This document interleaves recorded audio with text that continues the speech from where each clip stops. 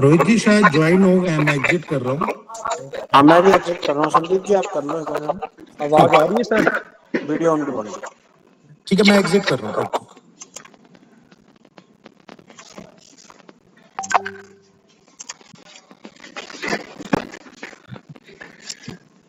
दीदी आपकी आवाज आ रही है, बस एक बार वीडियो ऑन कर लेंगे तो बेटर रहेगा। सर वीडियो का ऑप्शन ही नहीं आया अभी। वीडियो का ऑप्शन तो नीचे आपको शो कर रहा होगा सर। माइक के साइड में कैमरा शो कर रहा होगा। कैमरे पे आप क्लिक करेंगे तब आपको। सर नहीं हो रहा सर, मैंने अभी काफी चैनल्स पे किया है लेकिन इसमें शो ही नहीं हो रहा। माइक के बगल में आपको नीचे क्या शो हो रहा है? बिल्कुल ब्लैक एरर है सर, कोई कुछ नहीं दिख रहा है। एक बार दोबारा कनेक्ट करेंगे प्लीज? ओके मैं दोबारा करूँगा।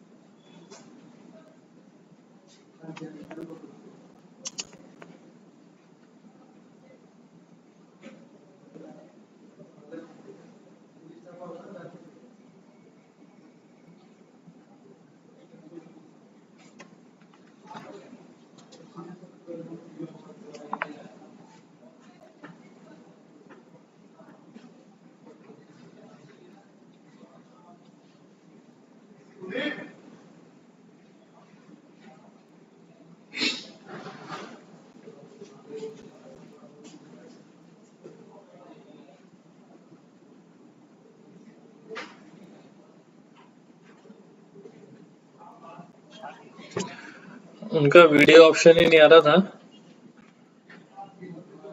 तो मैंने कहा मैं एक बार दोबारा कनेक्ट हो जाओ, तो कटा तो उसके बाद वो जुड़ा ही नहीं। हो सकता है, कह रहा हूँ मुझे माइक के पास बाकी सब एरर दिख रहा है। ठीक है।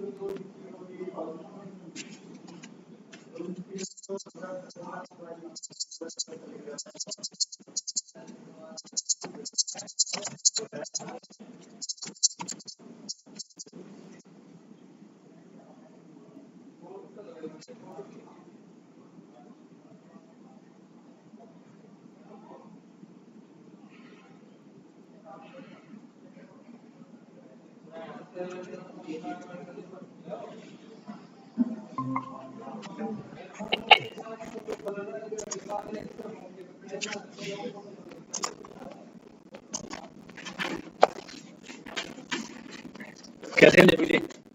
जी सर जी, कैसे हैं आप? अभी तक तो ठीक हूँ। नहीं नहीं, ठीक है ठीक है। थोड़ा सा एक बार जो ब्रीफ कर दें कि पूरा एपिसोड जो है ये पेपर लीक का। हेलो, हाँ जी, एक बार प्लीज आप जो पेपर लीक का पूरा एपिसोड आगे आगे मैं जा रहा हूँ। जी, तो आप जो आपने बोला कि दिल्ली में मुलाकात हुई, उससे लेके आपके 6 जुलाई तक को ऑडियो वायरल करने के बीच की कहानी वही बात आप बता दें। सर मैं लास्ट 11 ईयर से स्टूडेंट पॉलिटिक्स में एक्टिव हूँ और पहले भी पेपर लीक में काफ़ी मैंने प्रदर्शन किए हैं, काफ़ी बार आंदोलन किए हैं, मेरे पे एफआईआर भी दर्ज हैं स्टूडेंट प्रोटेस्ट को लेकर, जो अभी तक चल भी रहे हैं मेरे पे केसेस। तो उन सभी को लेकर कुछ समय पहले अंकित जी से मेरी मुलाकात हुई थी और 2-4 बार इससे मुलाकात हुई थी। एक फ्रेंड का कॉमन फ्रेंड है हमारा, उसके ऑफिस पे मैं बैठा था, अंकित जी भी वहाँ पे आए हुए थे।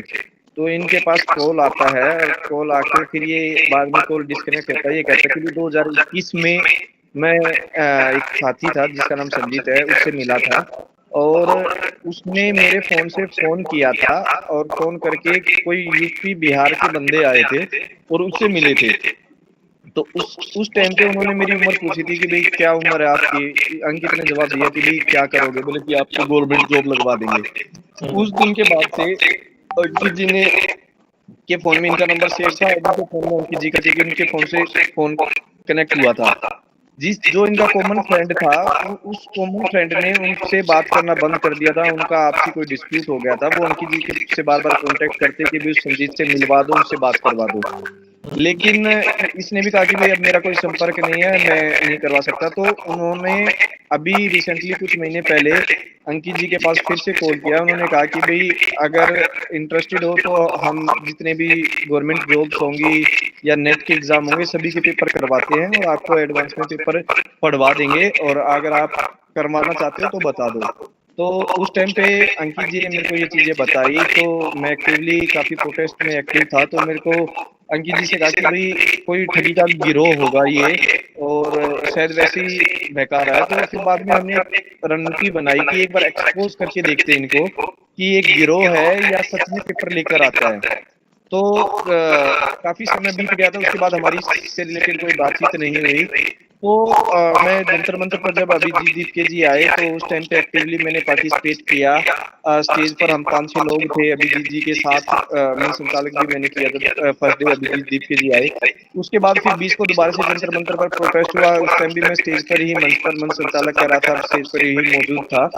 तो साथ में जब अंकित जी का मेरे पास फ़ोन आता है 20 तारीख को शाम को, कि जो पेपर गिरोह वाले जिनका फ़ोन पहले आया था, उनका फ़ोन आया है, वो कह रहे हैं कि 22 तारीख से यूजीसी नेट के जो एग्ज़ाम है वो हम करवाएँगे। ये पहले भी इनकी डिस्कशन हो गई थी। तो कुछ जो स्टूडेंट्स हैं, जो नॉन में थे, इनके नॉन में कुछ फ्रेंड सर्कल है, तो हम कैसे कि भी उन स्टूडेंट्स को हम लेकर आएँ जिन्होंने फॉर्म भर रखा है, उनको पेपर में जो पढ़ाएँगे वो पेपर में उनको बिठाएँ, और फिर पढ़ने के बाद नेक्स्ट डे पता लगेगा कि वो पेपर से मैच हो रहा है या नहीं हो रहा है, या ये कोई ठगी करने वाला गिरोह है।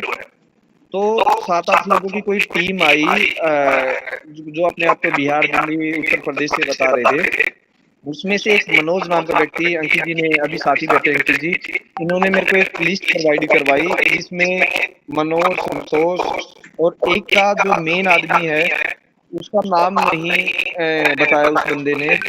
तो वो सभी 7-8 लोगों की टीम आई। उन 7-8 लोगों ने, उस टीम ने वहाँ पर पेपर के 21 की रात को वो लोग आए। 21 की रात को जो दिल्ली, हरियाणा के उनके सर्कल के जितने भी बच्चे थे, उन्होंने उनको भी रोहतक बुलाया पेपर पढ़वाने के लिए। आईएमटी चौक दिल्ली, इस पे आईएमटी चौक रोहतक पे एक लोकेशन थी, फ्लैट था, वहाँ पर 3-4 रूम थे। वहाँ पर ये सभी बच्चों को इन्होंने इकट्ठा किया, और वहाँ पर ये आपके साथ में एक पेन ड्राइव, लैपटॉप, वो चीज़ें साथ में लेकर आए थे। तो उन्होंने पेन ड्राइव से बैठ के, जब फिर मैं भी वहाँ पर, जब अंकित जी उन्होंने उनको रिसीव किया, लेकर गए फ्लैट पे, वो सारे बच्चे उन्होंने रिसीव किए। तो मैं जब वहाँ पहुँचा तो उन्होंने पहले तो पूछा, भई ये कौन है? अंकित बोला कि दोस्त है, कोई ऐसी बात नहीं है। तो मैंने उनसे वैसे ही जनरली पूछा, भई आप कहाँ से? उन्होंने बताया कि भई दिल्ली, यूपी, कोई अलग-अलग बिहार से बता रहा था। तो उस दौरान उन्होंने प्रिंट निकाले बच्चों को, 21 की रात को पेपर पढ़ाना शुरू किया। 22 को जो पेपर आना था वो 21 की रात को उन्होंने 8-9 बजे बच्चों को पढ़ाना शुरू किया। 3-4 बजे तक बच्चों को पेपर पढ़ाया। वो पेपर पढ़ाने के बाद जब सुबह बच्चे पेपर देने गए, मैंने बच्चों से पूछा कि भई जो पेपर इन्होंने पढ़ाया था क्या वो सेम मैच हुआ है? तो बच्चों ने मना कर दिया कि नहीं, कोई भी एक क्वेश्चन भी सेम मैच नहीं हुआ। तो फिर मेरे को लगा कि भई ये गिरोह है, कुछ इनका है नहीं, और ये ठगी वाला मामला है। तो उन्होंने कहा कि हमने भारी भरकम रकम ऊपर दे रखी है, जहाँ ये एंट्री से पेपर लेकर आए हैं। तो वो बोले कि हमारे साथ ऐसा हो नहीं सकता, हमने पहले भी काफ़ी पेपर करवाए हैं। मनोज नामक जो व्यक्ति है, मेरे को उसके बारे में नहीं पता, लेकिन इसने बताया कि मैं अभी जेल से बाहर आया हूँ, पेपर लीक मामले में आया हूँ, पहले भी जेल जा चुका था। तो उन लोगों ने, सभी लोगों ने दोबारा से कहा कि हम 22 तारीख को जो 23 तारीख को जो पेपर आएगा वो भी पढ़ाएंगे। 22 तारीख की रात को उन्होंने फिर पेपर पढ़ाया, लेकिन वो भी मैच नहीं हुआ। जो पीडीएफ वो निकालते थे उन सभी पेपर्स को बच्चों से पढ़ने के बाद रूम में किसी भी को भी अलाउ नहीं करते थे, ना हम लोग करते थे, पेरेंट्स को तो आने ही नहीं देते थे, किसी दूर लोकेशन से वो पिक करते थे। तो रूम में जिस पीडीएफ से वो बच्चों को प्रिंट निकाल कर पेपर में पढ़ाते थे उनको एक वाटर बकेट में डाल देते थे और उनको अच्छे से आधे घंटे तक, जब तक वो बिल्कुल भी कलर ना छोड़ दे और बिल्कुल डिजोल्व ना हो जाए, तब तक उसको बिल्कुल एक क्रीम की तरह बनाकर उसको पोट में डालकर फ्लश कर देते थे, कोई एविडेंस छोड़ते नहीं थे वो। फिर हमें लगा कि भाई इसकी हमें अब पुलिस में मीडिया के सामने एक्सपोज करना चाहिए, लेकिन उन लोगों ने कहा कि भाई हम 29-30 को बजे की जहां हमने पैसे दिए वहां से हमारे साथ ठगी हो गई है, हमारा दूसरा लाइसेंस है, हम वहां से पेपर लेकर अब आ रहे हैं और 29-30 के सभी पेपर मैच होंगे और वो हम पढ़ाएंगे। तो फिर हमने सोचा कि भाई कोई नहीं, 2-4 दिन की बात हो रहा है, हम देख लेते हैं कि भाई हमें इनको एक्सपोज करना है। तो 29-30 की को जो एग्जाम थे 28 को रात को फिर आते हैं, 28 की रात को पेन ड्राइव लेकर आते हैं, पेपर निकालते हैं। ऐसे ही ये 29 की रात को आते हैं, पेपर निकालते हैं, बच्चों को पढ़ाते हैं। सोशियोलॉजी का जो पेपर है जो पढ़ा रहे थे उस टाइम पे, बाकी लोग इनके बच्चों के बीच में बैठकर बच्चों को पेपर पढ़ा रहे थे, लेकिन उसी दौरान अंकित जी ने कैसे न कैसे जो बंदा प्रिंट निकाल रहा था रूम में लेटा हुआ था वो सो गया। उसके लैपटॉप से हम 5 मिनट का जैसे भी टाइम मिला, अंकित जी ने उस लैपटॉप में से वो पीडीएफ की कॉपी निकाल ली और वो अपने व्हाट्सएप पे शेयर कर ली। वो शेयर करने के बाद वो हमारे पास एक प्रूफ हो गया। उस दिन इन्होंने 6-7 सब्जेक्ट के बच्चों को पेपर पढ़ाए और उनका दावा था कि 6 के 6-7 सब्जेक्ट के जो हमने पेपर पढ़ाए सभी के सभी मैच हुए 29 और 30 तारीख के, लेकिन हम बाहर निकाल पाए केवल सोशियोलॉजी का पेपर। तो 30 तारीख को जैसे ही बच्चे पेपर देकर बाहर निकलते हैं, पेपर बाहर निकलने के बाद फिर हमें ये प्रूफ हो जाता है कि भाई बच्चा कहता है कि बिल्कुल जो पेपर पढ़ाया था वो 100% वही पेपर था। 90 क्वेश्चन तो उस पीडीएफ में बिल्कुल क्लियर दिख रहे थे, लेकिन 10 क्वेश्चन ब्लर थे पीडीएफ में। वो उन्होंने दूसरा उनका फोल्डर था, वो उन्होंने अलग से एक प्रिंट निकाला उनका, उसमें से पढ़ाए थे। वो हम प्रिंट अवेलेबल नहीं कर पाए उनसे क्योंकि उन्होंने वो फ्लश में वो सारे प्रोसेस कर दिया था। फिर 30 तारीख को फिर मेरे को लगा कि भाई अभी तो स्टूडेंट ने बोला है ये चीज, एक बार हम इसको जो टीचर्स कोचिंग देते हैं सोशियोलॉजी की, एक बार उनसे भी मैच करवाते हैं। हमने कुछ टीचर्स के पास भी भेजी, उन्होंने जो यूट्यूबर्स हैं कुछ, उन्होंने अपने कोचिंग में जो बच्चे पढ़ रहे थे उनसे वो मैच करवाया। वो बिल्कुल सेम जितने 90 क्वेश्चन थे वो बिल्कुल same to same as it is, as वही सीक्वेंस, वही ऑप्शन, बिल्कुल डिट्टो वही का वही आया। साथ ही साथ इसमें हम कंफर्म ये भी कर सकते हैं कि जो पीडीएफ सर्कुलेट हो रही है, जो बच्चे पेपर देके आए, जो उसमें स्पेलिंग मिस्टेक का मुद्दा कई दिन पहले से उठने लग गया था, जो स्पेलिंग मिस्टेक पीडीएफ में है वही डिट्टो स्पेलिंग मिस्टेक में जब बच्चे पेपर देकर आए थे, यूट्यूब पे आप देखोगे सभी स्टूडेंट्स के कमेंट भी हैं, वही स्पेलिंग मिस्टेक डिट्टो उसमें भी थी जब वो कंप्यूटर बेस्ड टेस्ट देकर आए। तो ये कैसे पॉसिबल हो सकता है, हम कैसे माने कि ये वो पेपर नहीं है, वही स्पेलिंग मिस्टेक जो पीडीएफ में है वही बच्चों का उस स्क्रीन पर दिखाई गई, वही सारी चीजें दिखाई गई। तो हमें जेन्युइन लगा। इसी दौरान उन्होंने ये कहा था जब 29-30 का ये पेपर लेकर आ रहे थे, उससे पहले इन्होंने कहा था कि हरियाणा में 4-5 को एचटेट का एग्जाम होगा, उसके बाद एडीए और सीएसआईआर नेट एग्जाम जो 2 दिन होना है। बोले हमारे पास सभी के एडवांस हैं, सभी पेपर हो जाएंगे, आप बच्चों को इकट्ठा करो और हम पेपर पढ़ाएंगे। इन्होंने कहा था कि जो 30 तारीख को एचटेट के अलावा एडीए और सीएसआईआर नेट जो साइंस वाले स्ट्रीम के बच्चों का होता है, ठीक है। तो उन सभी बच्चों का इन्होंने दोबारा से इन सभी बच्चों ये कहा कि वो पढ़ाएंगे। इन्होंने कहा था कि एक दिन छोड़ के 30 तारीख के बाद बच्चों से जो जिस भी बच्चे को पढ़ाया है उसकी पेमेंट कलेक्ट करके उन्होंने हमें ये अंकित जी को ये अकाउंट नंबर देके गए। ये मैं आपको स्क्रीन पर दिखा रहा हूँ, ये अकाउंट नंबर, नाम, ये आईएफएससी कोड, ये सारी डिटेल उन्होंने दी हमें और ये सारी डिटेल देकर उन्होंने कहा कि इस अकाउंट में ये पैसे डलवा देना। तो हमें लगा, नोट करिए सर, तो हमें ये था कि भाई ये 2 तारीख को पेमेंट मांग रहे हैं, 4 तारीख और 5 तारीख को एचटेट का एग्जाम है। कैसे न कैसे हम इनसे एचटेट का भी एग्जाम निकलवाते हैं। इनसे हम कहते रहे, अंकित जी कहते रहे, अंकित जी से इनके डायरेक्ट कांटेक्ट था, मेरा इनसे कोई संपर्क नहीं था, तो ये अंकित जी इनसे रिक्वेस्ट करते रहे कि भाई 2-4 दिन की बात है, आप एक बार एचटेट का एग्जाम करवा दो, एचटेट का एग्जाम होने के बाद आपकी जो पेमेंट बनेगी हम दे देंगे वो पेमेंट। लेकिन वो कहते रहे कि नहीं, पहले हमें पिछले पेपर की पेमेंट दो, उसके बाद हम एचटेट का पेपर पढ़ाएंगे। इसी दौरान एक अलग सिनेरियो हो गया, क्योंकि जब मैं पिछली बार जंतर मंतर पर आया था तो मैंने पहले दिन वीडियो डाली थी सोशल मीडिया पे, जो मेरे इंस्टाग्राम पे, यूट्यूब पे हर जगह अवेलेबल भी है, कि सभी बच्चे जंतर मंतर पर साथ चलें और वहां प्रोटेस्ट करेंगे। लेकिन सुबह सुबह मेरे घर पे पुलिस आ गई मुझे डिटेन करने के लिए। ये पहला मामला नहीं है, ये कब जंतर मंतर पर जाने से रोकने के लिए। 13 जून वाला या 20 जून वाला? दोनों में पहले दिन मेरे घर पे पुलिस, मतलब उस दिन जिस दिन प्रोटेस्ट होना है उस दिन सुबह सुबह ये मीडिया में, दैनिक भास्कर में भी छपाया है, न्यूज़पेपर में भी आ रखी है, इसकी मैंने फोटो भी डाल रखी है, अपने पेजेस पे भी डाल रखी है कि मेरे को घर पे डिटेन करने आए, इससे पहले दीपक धनखड़ पहुंच गया वहां पे। तो 1 तारीख की रात को मेरे पास इनसो, जो जेजेपी का छात्र संगठन है, इनसो के प्रदेश अध्यक्ष दीपक मलिक का मेरे पास फोन आता है। वो कहता है कि कुछ स्टाफ वाले लोग आपको, मेरे को या और भी कुछ अन्य छात्र नेता है उनके बारे में कंफर्म कर रहे हैं कि अभी वो कहाँ पर है। मैंने पूछा कि क्या सिनेरियो है, तो उन्होंने कहा कि इंटरनली ये पता लग रहा है कि जंतर मंतर का ये सारा उठाने वाले हैं, इस प्रोटेस्ट को यहाँ से जितने भी मेन लीडर हैं उनको डिटेन कर रहे हैं, तो इस मामले में पहले ही वो डिटेन करेंगे। तो मैंने थोड़ा सा इग्नोर कर दिया कि अभी तो रात है, आराम से सोऊं, घर पे आराम से सोया। सुबह जब उठा, सुबह फिर एक और छात्र का फोन आया, उसने भी कहा कि पुलिस पूछ रही है। तो मेरे को लगा कि भाई अगर 2 छात्रों ने कहा तो कुछ ना कुछ बात है, मैं घर से निकल गया।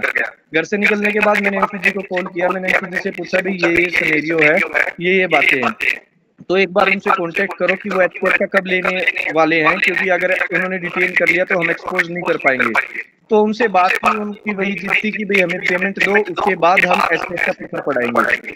लेकिन एचटेट का पेपर पढ़ाने से पहले पुलिस ने घर पर दबिश देना स्टार्ट कर दिया। मेरे ब्रदर हैं, जो बड़े भाई है, मेरे ब्रदर है, गवर्नमेंट डॉक्टर है, उसको 6 दिन तक इलीगल कस्टडी में रखा। मेरे फादर हैं, जो एक फार्मर है, उसको 5 दिन तक इलीगल कस्टडी में रखा। मेरे फादर इन लॉ हैं, उनको 3 दिन तक इलीगल कस्टडी में रखा। मेरी वाइफ, मेरा 1.5 साल का बच्चा है, बच्चे को अलग छोड़कर मेरी वाइफ को 2 दिन तक इलीगल कस्टडी में रखा। मेरी सिस्टर है, जो गवर्नमेंट जॉब पे है, उसको भी इलीगल कस्टडी में 2 दिन तक रखा।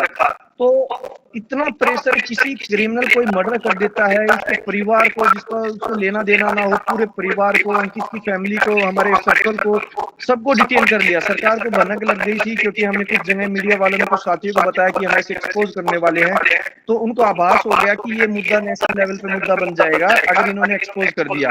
तो उन्होंने काफी कोशिश की कि कैसे न कैसे इन चीजों को रोका जाए। हमने 5 तारीख तक प्रयास किया उनसे संपर्क करने का, लेकिन 4 तारीख से उन्होंने कनेक्ट हमसे छोड़ दिया था, कनेक्ट नहीं हुए। तो 5 तारीख को मैंने सोशल मीडिया पे भी और जितने भी हमारे ग्रुप हैं मीडिया के, उन सब में डाला और सारी सिचुएशन के बारे में बताया कि किस प्रकार से पेपर लीक हुआ है। क्योंकि ये क्वेश्चन चिन्ह है कि जो इतना सिक्योर डॉक्यूमेंट जो पेपर होता है, ये एनटीए के प्रोफेसर जिसकी ड्यूटी लगाते हैं, एक बंद कमरे में कुछ आईएएस ऑफिसर या कोई एनटीए के बड़े अधिकारी बैठकर सीसीटीवी की निगरानी में क्वेश्चन प्रिपेयर करते हैं। तो वहां से ये पेपर कैसे बाहर आ गया, जो ये प्रश्न है कि नेट के एनटीए के अंदर से कौन लाने वाला ये पेपर है जो इस गिरोह को पेपर देता है। और ये उन्होंने कहा कि वो 3-4 स्टेट में, राजस्थान, दिल्ली, बिहार, यूपी, कई जगहों की टीमें बच्चों को पढ़ा रही है। तो उनका पूरा नेटवर्क है। पहले भी वो कई एग्जाम बता रहे थे कि हमने पढ़ाए हैं, और आगे भी जब एक एडवोकेट, गवर्नमेंट एडवोकेट ओडीए का भी पेपर उनके पास है और एक अध्यापक लगने का भी पेपर उनके पास है, तो एक प्रश्न चिन्ह की बात है कि कितना बड़े लेवल पे धंधा चल रहा है, कितने बड़े में ये माफिया फैला हुआ है। तो इस चीज को लेकर फिर हमने मीडिया में भी एक्सपोज किया। दैनिक भास्कर ने इसे पहले दिन ही उठाया, लेकिन अभी तक राहुल गांधी जी के ट्वीट करने के बाद अभी तक किसी भी नेशनल मीडिया ने या नेशनल इलेक्ट्रॉनिक मीडिया ने इसको एक हेडलाइन तक नहीं दी। यानी मतलब पूरा का पूरा प्रेशर है गवर्नमेंट का कि इस मामले को कैसे दबाया जाए। मुझे भी जैसे कई पत्रकार से बात होती है, अपने निजी साथियों से बात होती है, मुझे भी ये पता लग रहा है कि भी आपकी लाइफ को भी थ्रेट हो रहा है कि अगर इलीगल तरीके से कहीं से आपको उठा लिया, क्योंकि मैं लगातार अपनी लोकेशन चेंज कर रहा हूँ, कहीं मेरी लोकेशन ट्रेस ना हो जाए।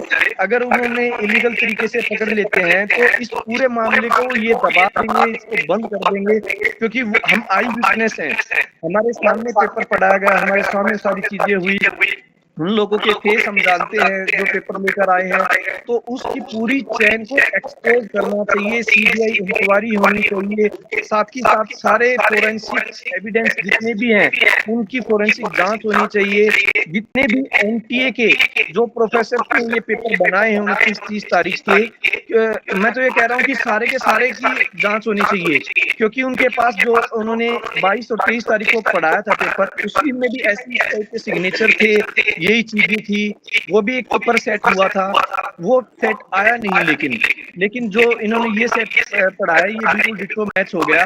तो ये पूरा का पूरा ये कैसे ये प्रश्न पेपर बाहर आया, कौन लोग लेकर आए हैं, और जहां जिन लोगों ने ये प्रश्न पत्र बनाया, जिनकी ड्यूटी थी इसको अपलोड करने की, वो सारे सिस्टम सीज किए जाएं, सारे सीसीटीवी कैमरे, सारी फुटेज, और किन किन से उन्होंने कॉन्टेक्ट किया, किन से बात की, पूरा का पूरा एक फोरेंसिक जांच हो, एक सीबीआई इंक्वायरी हो, क्योंकि इतने दिन बीतने के बाद भी हम लगातार 5 तारीख से इस मुद्दे को उठा रहे हैं, अभी तक कोई एफआईआर, सिंगल एफआईआर नहीं हुई है। हजारों बच्चों ने मेल डाल दी है, एनटीए से सवाल पूछ रहे हैं, हमने भी मीडिया के माध्यम से, सोशल मीडिया के माध्यम से सरकार से अपील की है कि केस दर्ज करो, सीबीआई इंक्वायरी करो, प्रशासन आज की